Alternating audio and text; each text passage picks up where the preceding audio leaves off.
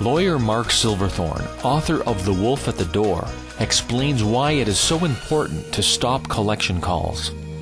And welcome back. We've been talking about debt, and actually just before the break you were giving us some advice about, asking the person for their identity and so on.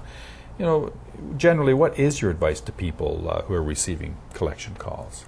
Well, I think I look at dealing with collection calls as sort of a two-part process. Okay. I think step one is to try and stop the calls so that you're not being, I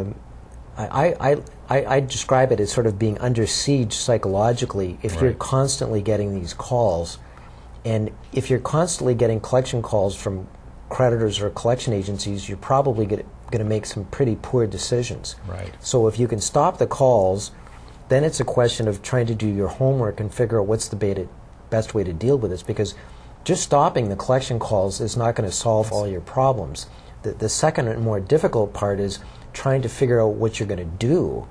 So you actually have a plan of action. So That's right.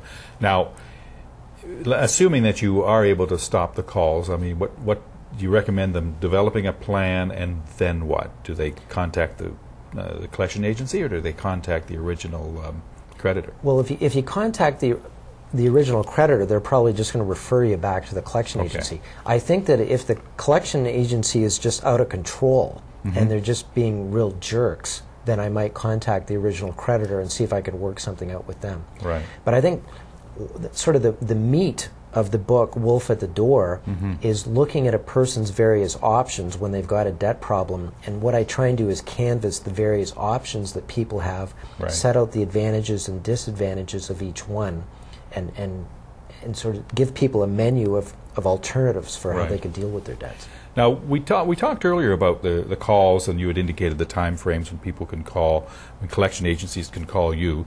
And I have to admit, I assumed you were talking about at home and, as I say, dinner time calls. But you're saying that a great number of calls actually can happen during the workday.